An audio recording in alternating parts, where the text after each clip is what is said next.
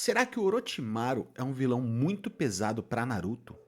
É exatamente essa proposta que o Daniel do Inferno de Dante propôs nesse vídeo aqui. Se liga no título. Quando o vilão é pesado demais para a obra que está. E é isso aí, sem mais delongas, eu já deixei meu like, eu sou inscrito e eu quero ver do que ele tá falando. Porque será que Orochimaru é pesado demais para estar no Naruto? Vamos descobrir agora, hein? Então, bora pro play.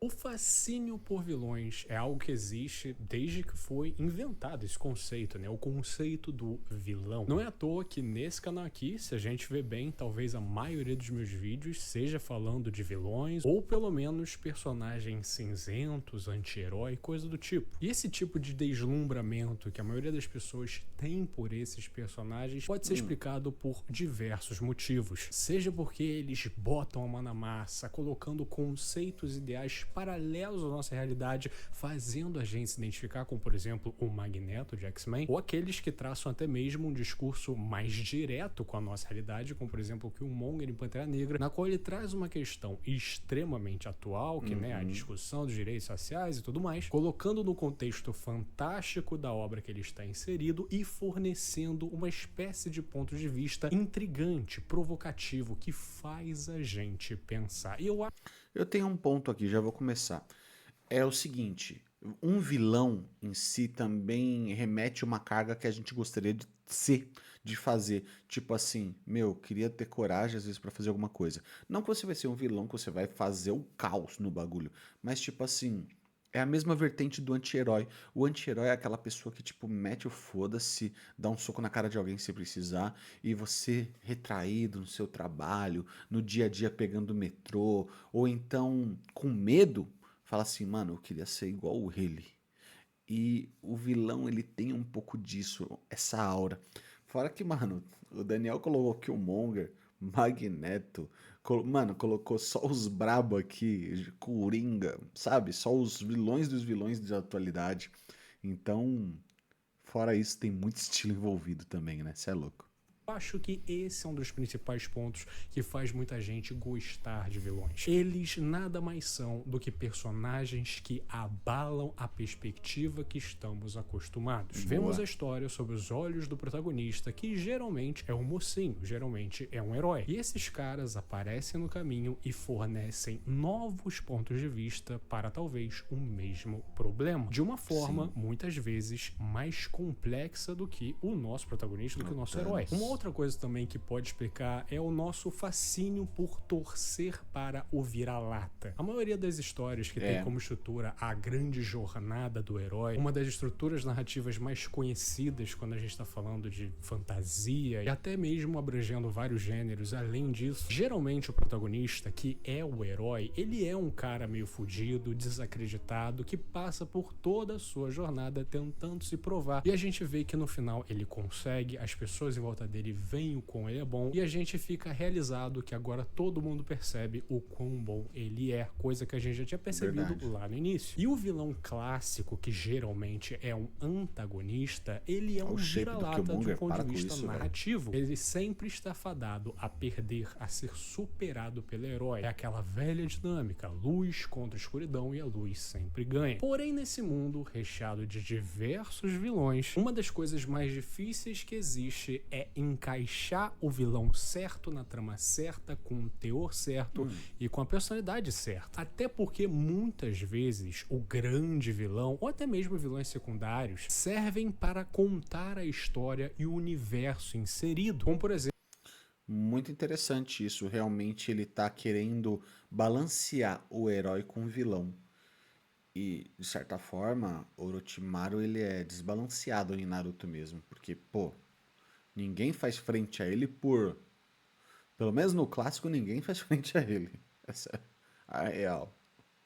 no meu vídeo do Hisoka, eu expliquei que ele servia muito como uma espécie de guia do autor para nós, leitores e telespectadores, para entender várias coisas do universo de Hunter x Hunter. Curioso. Porém, nesse Vou ver mundo esse de vídeo. obras de ficção, já vimos vilões bobões ou leves demais, em um contexto que precisavam de um pouco mais de seriedade. Já vimos vilões pesados demais e complexos demais que foram colocados em um contexto leve e bobo demais. Já vimos muitas muitas vezes Destruíram. vilões prejudicados pelo roteiro, mas Destruíram o Gore ali, mano. No Amor e Trovão. Personagem excelente, Christian Bale também, ator excelente, mas aquele roteirinho, af, aquele filminho, af. se o seu vilão for pesado demais, sombrio demais, em um contexto que era para ele ser bem mais leve, já que é um produto voltado para crianças, só que ele é tão foda e tão bem escrito que qualquer barreira para ele não significa nada, seja na história Caraca. e seja pra nós. É claro que eu estou Forte falando isso, de hein? um dos melhores vilões dos animes e mangás. O Voldemort. Zoeira.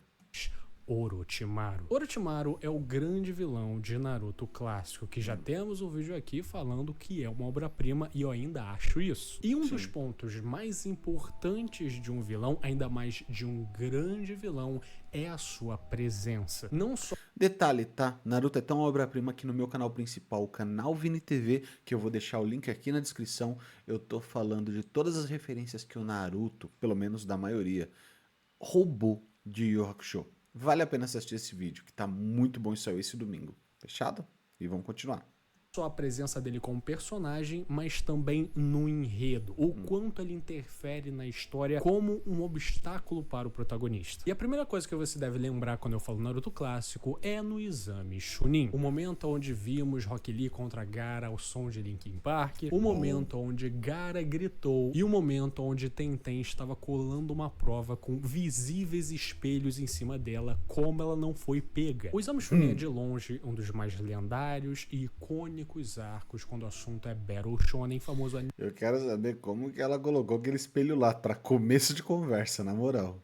Anime de lutinha voltado para o público infanto-juvenil. E nesse arco, Orochimaru é absoluto, ao mesmo tempo que em nenhum momento ele rouba a cena, sequestra a cena para si, afinal é um exame muito importante para, né, os alunos, para os garotos, para Naruto e companhia. Então a gente vê que o cara, ele literalmente criou uma aldeia só para participar desse exame, a aldeia do som. Nesse processo inteiro, ele infecta o Sasuke com uma marca da maldição, e essa marca, por muito tempo, define o Sasuke como personagem, e ela é extremamente importante em todo o enredo de Naruto, porque ela é a marca que liga Sasuke ao Orochimaru e faz ele querer, né, buscar poder com esse cara. E depois O interessante é que essa marca ela tem muito, mas tem muito da saga M do Majin Vegeta, tá ligado? Que o Babidi coloca no Vegeta, deixando ele mais forte, mas também obscuro, vendendo a alma pra ele, basicamente.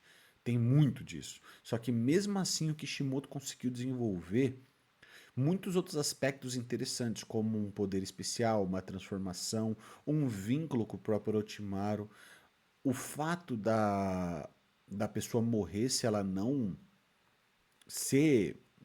suportar a marca e vários outros aspectos, mano, que são relacionados com a energia e com o consumo de chakra, que é incrível. Tipo assim, é uma marca da maldição mesmo, porque tipo te dá poder, mas te ferra a vida.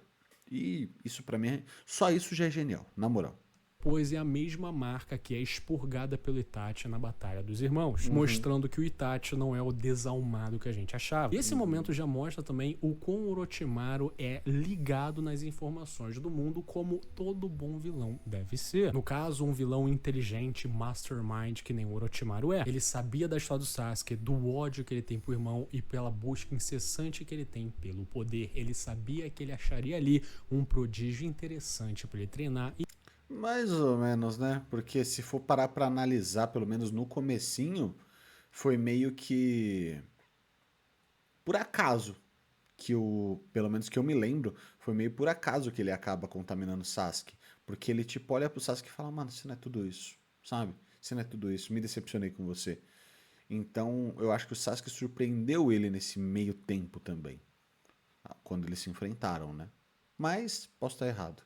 Bem provável estou nesse aspecto, porque eu não lembro direito. e ver o que acontece. E é claro, no final do arco, Orochimaru finalmente se revela e ele simplesmente mata o terceiro Hokage. Ainda em Naruto clássico, tá bom? O anime não acabou. E ele faz isso com um dos jutsus mais importantes da história de Naruto, chamado Edo Tensei, que reencarna, né, a galera que já se foi. Que é um jutsu que vai retornar na Quarta Guerra Mundial Ninja e vai, na verdade, definir essa guerra, mas eu já fiz um vídeo todo sobre essa porra e, sinceramente, eu me recuso a falar mais do que isso. E nessa luta que ele tem com o Hiruzen, ele mostra vários poderes fodas e o objetivo real dele, do porquê ele estava, né, envolvido no exame Chunin, mostrando que o Sasuke foi só uma surpresa agradável, né? E isso é muito importante quando o vilão não vê os protagonistas como os centros do universo daquela história. Eu acho importante personagens tão importantes como Orochimaru mostrarem que o mundo não gira em torno desses personagens principais. As coisas acontecem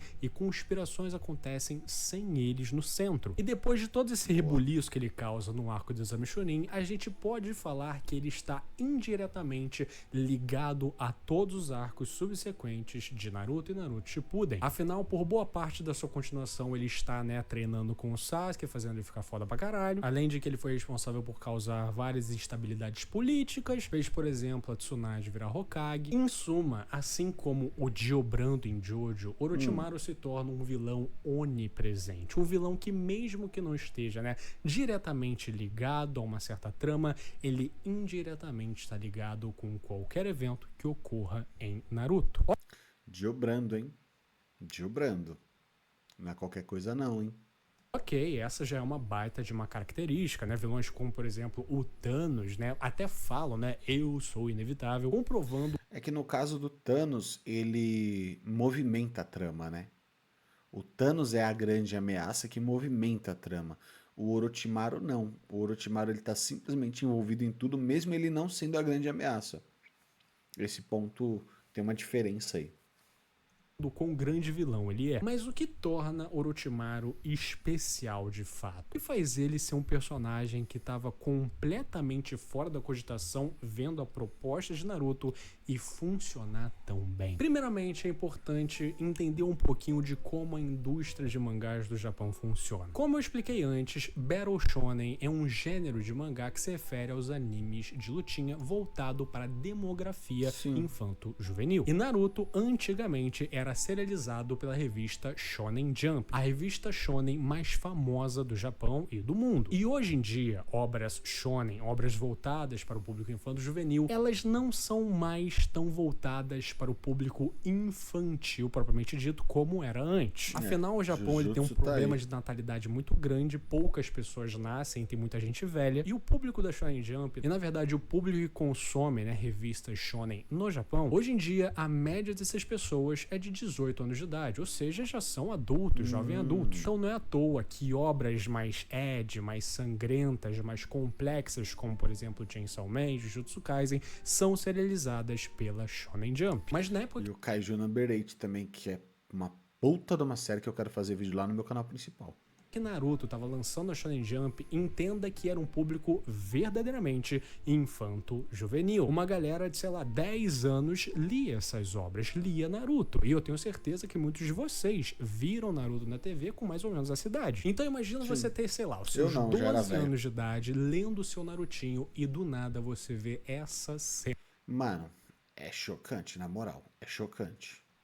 Aí. Eu ia achar que eu tô lendo a obra errada. E essa é uma das principais características que fez Orochimaru ser um vilão tão icônico. Ele dava medo, de fato. Mas isso não se refere somente à sua aparência, ao seu estilo, à sua estética, né? Que tem essa parada de cobra, assim como os Sanis lendários têm, né? O Jiraiya com sapo, a Tsunade com lesma. Orochimaru realmente ia além quando o assunto é ser vilão. E na minha opinião, a psique dele é muito interessante e, na verdade, bastante complexa, ainda mais tendo todo esse contexto de ser uma obra, né, majoritariamente infantil. Orochimaru perdeu seus pais quando era muito novinho, portanto ele sempre foi tido como um órfão, alguém que naturalmente não tinha muitas coisas para se agarrar. Porém, vivendo em tempos de guerra e tendo exemplos do seu lado como, por exemplo, a Tsunade, que foi uma melhor amiga sua, que teve uma perda traumática do seu irmão mais novo e do seu amante, por causa de todas as situações, Orochimaru ele começou a ver a fragilidade fragilidade humana como algo patético. Ao invés de chorar a perda dos outros e esperar morrer, eu vou fazer algo em relação a isso, fazendo ele formar seu grande objetivo, que é se tornar o ser perfeito. Detalhe, tá? O fato dele olhar para fragilidade humana como patético é pelo fato dele ter um raciocínio lógico muito avançado. Quando a pessoa tem um raciocínio lógico tão aflorado assim, normalmente o sentimental ele acaba sendo reduzido. Mas eu acho que o Orochimaru vai além, ele é psicopata também, na minha opinião. Ele tem alguma ausência de alguns sentimentos, narcisista pra caramba, então eu acho que ele tem psicopatia avançada, nível serial killer, tá ligado? Isso eu acho que é um ponto a ser ressaltado aí. E ele também é um cientista. E o fato dele ser um cientista e escolher esse problema para resolver molda toda a jornada dele. Porque ele fala: Meu, eu quero isso, porque eu quero conhecer todos os jutsus, porque eu quero ser imortal para poder conhecer todos os jutsus. E essa curiosidade, essa questão que direciona a vida dele que vai orientar todas as ações dele, seja quem for, mano. Seja quem for que ele tem que passar por cima. O maluco é brabo mesmo. Um ser imortal e que saiba todos os jutsus já inventados. E esse pode ser considerado um objetivo meio superficial de um vilão meio bobão, né? A gente tem, por exemplo, o Cars de Jojo. Cara, eu entendo, ele tá levantando essa bola pra cortar, tá? Porque ele vai defender o Orochimaru, tenho certeza. Mas eu já vou defender aqui. Seria bobo se ele quisesse ser imortal. Agora o lance de conhecer todos os jutsus, isso daí é uma questão... Ele quer ultrapassar o jutsu. Ele quer conhecer tudo para depois quebrar e melhorar, sabe? Evoluir, ser o supremo. Ser imortal é só uma ferramenta que ele precisa para atingir o objetivo dele. Ele tá cagando para ser imortal. Ele quer saber todos os jutsus. Essa é a verdade. E o Sharingan, além de ser uma ferramenta super interessante para combate, ele também faz a leitura de jutsus e de chakra. Então é um baita upgrade para um cientista. Orochimaru com Sharingan, meu irmão. Nossa. Nossa. Comenta aí se você queria ver o Orochimaru com Sharingan. Eu queria. Aí o bicho ia pegar, viu? Que por mais que eu ache ele um bom vilão, não há muita explicação de fato do porquê ele quer ser o ser supremo e blá blá blá. Mas essa perspectiva superficial muda quando a gente vê o que ele traz à mesa. O quão sombrio e perturbador ele consegue ser nesse mundo que até então era pra ser um pouco mais leve. Pra começo de conversa, por mais que a sua aparência não seja convidativa, Orochimaru é alguém de uma personalidade infecciosa. E ele é um manipulador nato. É como se a sua genialidade e inteligência fizesse várias pessoas orbitar ele, né? Como se fosse algo natural. Ele é tão intrigante, as suas visões de mundo fazem tanto sentido quando ele fala que pessoas com pouco a perder e sem tanta instrução automaticamente vão pro lado dele. Burros, e a gente sabe manipulados. quando o vilão assim é bom quando a gente vê os, entre aspas, capangas dele e vê se eles são bons ou se eles são personagens totalmente descartáveis. E Orochimaru tem no seu compêndio de pessoas manipuladas o próprio Kimimaro, que protagoniza uma das melhores lutas no Naruto clássico contra Rock Lee, e na minha opinião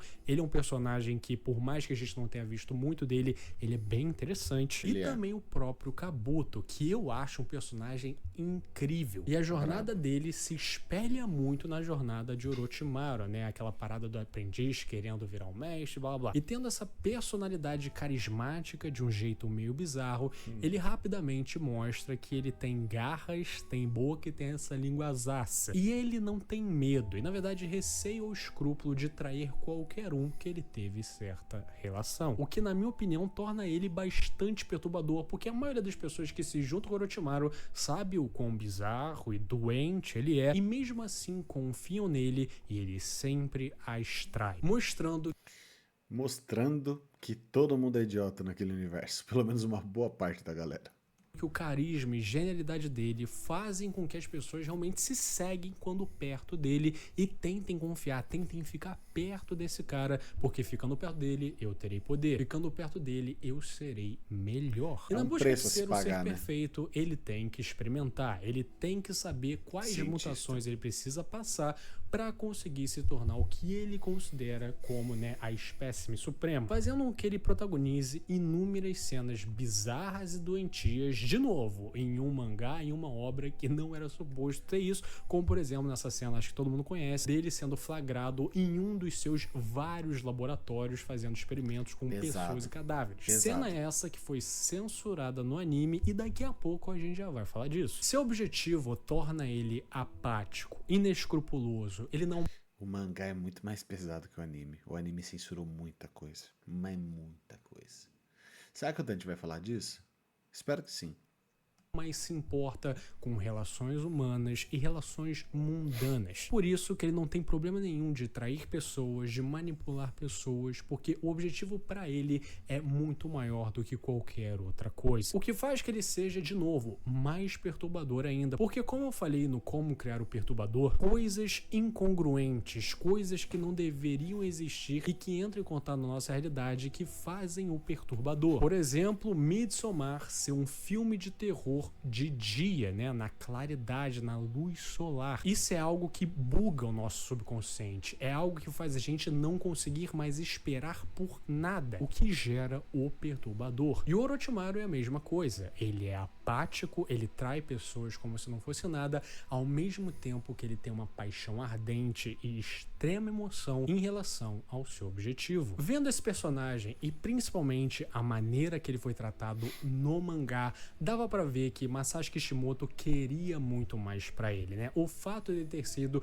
o vilão principal de Naruto clássico já demonstrava que esse personagem poderia ter muito mais lenha pra queimar. Mas aí a conta chega e aparentemente o público entende que ele é um personagem um pouco sombrio demais, complexo demais para a obra que a gente está assistindo. Naruto Shippuden, pelo menos sua primeira metade, tem uma trama muito direta. Agora é o momento que a gente finalmente vai lutar contra a Akatsuki, o grupo criminoso de ninjas renegados misteriosos que estão atrás das Jinchuriki. E dá pra ver que o Orochimaru não saía da cabeça do Kishimoto até mesmo nessa trama, né, que sai bastante do holofote do Orochimaru, no momento que ele coloca o Orochimaru como um antigo membro da Akatsuki, ligando ele com a trama do Itachi e dando uma explicação do porquê ele conhece o Sasuke, né, e porquê ele vê potencial nele. Ele estava previsto para ser um personagem mais utilizado, com mais presença. Mas no fim do dia, infelizmente, Orochimaru serviu como um plot device para explicar duas coisas. A primeira, mostrar o quanto o Sasuke é forte e como ele evoluiu no momento que ele trai o próprio mestre, que é conhecido por trair os outros.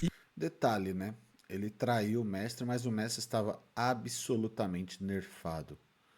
Ele estava, tipo, em ponto de sucumbir à sua existência só por estar absurdamente doente. Ou pode se chamar de doente, na minha opinião.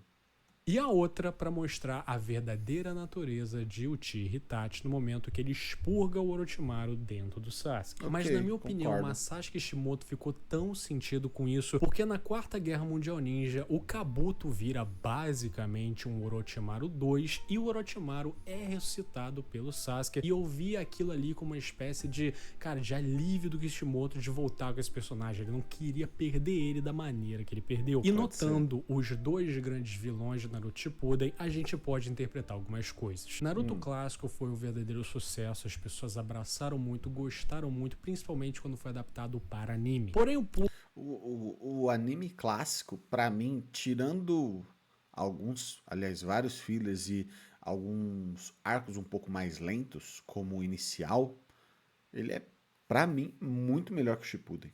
Pra mim, muito melhor que o Shippuden. O público que estava consumindo aquela obra era agora adolescente, pessoas que estavam muito viciadas em ver lutas, em ver poder em cena. E é isso que a gente teve na saga Akatsuki, com várias lutas, com vários poderes diferentes, e depois, né, com o Pen sendo, né, a epítome disso tudo. Porém, os fãs, os editores... Até ali foi maravilhoso, depois eles se perderam. A Quarta Guerra Ninja, pra mim, eu acho horrível. os executivos por trás da obra queriam mais desse tipo de personagem. E aí que ele cria Madara Uchiha, que Bom sim, personagem. é um personagem que tem sua complexidade, principalmente no seu passado, mas ele na Quarta Guerra Mundial Ninja é literalmente o exército de um homem só. Ele é Sim, forte é o pra Rambo. caralho e é isso que define ele. E então, vendo todo esse cenário, né, onde os fãs querem ver muito mais poderzinho e lutinha, e o Orochimaru não trazia tanto isso à mesa, afinal ele era muito mais cerebral, estratégico, né? Ele tinha muitos planos. Ele, infelizmente, não teve mais espaço na obra que Naruto se tornou. E no fim, é assim, é até uma piada no sentido de que ele simplesmente abandona o objetivo dele, porque ele fica tocado com o objetivo do Sasuke, de fazer as coisas diferentes e tudo mais, sendo que ele é um cara que viveu muito mais que o Sasuke, tem muito mais experiência que ele e literalmente entregou tudo pelo seu objetivo, mas agora esse moleque me tocou. Realmente, essa Fora que o Sasuke, mano, o Sasuke é mó volúvel do caramba. Primeiro ele queria vingar. Depois ele descobre a verdade, daí ele vai querer destruir Konoha. Daí depois ele descobre a verdade da verdade, então o que, que ele vai fazer? Ele quer ser o Hokage pra reconstruir Konoha. E daí ele perde e vira tipo o Hokage das sombras, tipo em Black. Mano, sem estabilidade emocional nenhuma, mano. Traiu a Karin daquele jeito covarde. Na moral, o Sasuke pra mim ele começou muito bem, mas terminou mal pra caramba no Shippuden, tá? Dizem que tá bom no Boruto, mas eu não assisti Boruto mesmo, então pra mim, ó. parada aí de ser o ser supremo não tá com nada. E o pior é que o roteiro não só abraça isso, como também o perdoa de tudo que ele fez. Tendo direito com ele aparecendo ali no videozinho do casamento do Naruto, cara. Não, e depois se tornando aquela coisa em Boruto, né? Então, analisando dessa maneira, dá pra ver muito claramente a maneira que o Orochimaru funcionou, principalmente no Naruto clássico, e depois como ele se tornou um personagem meio obsoleto para a proposta do que Naruto se tornou. O que é verdadeiramente uma pena. Orochimaru era um personagem complexo e bizarramente perturbador para a obra que estava. Ele era simplesmente demais. É um pouco frustrante perceber o tamanho do potencial desse vilão e a maneira como ele foi utilizado na vinda de novas tramas, na vinda de novos personagens que simplesmente desbancaram ele. Apesar dos apesares, Orochimaru ainda é um personagem incrível e um vilão mais incrível ainda. E estará para sempre no hall da fama dos vilões de animes e mangás. Sim, e com certeza ficará marcado na maioria de nossas mentes como um dos primeiros vilões de anime que realmente nos deu medo. Que a gente temeu não só pela sua estética, pela sua aparência,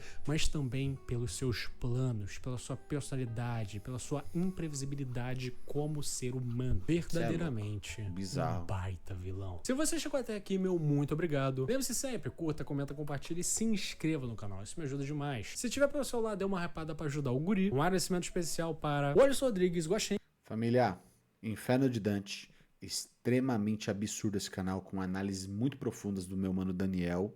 E você tá ligado, aqui é react só de anime, só de vídeo cabeça. Então, vai lá, dá essa moral, assiste o conteúdo dele porque é bizarro, é absurdo, é absurdo. E não se esqueça de ver o meu canal principal, em canal Vini TV, que vai estar aqui ó, na descrição também. O do Dante também vai estar, tá bom? Então, fortalece lá, tamo junto e é nóis.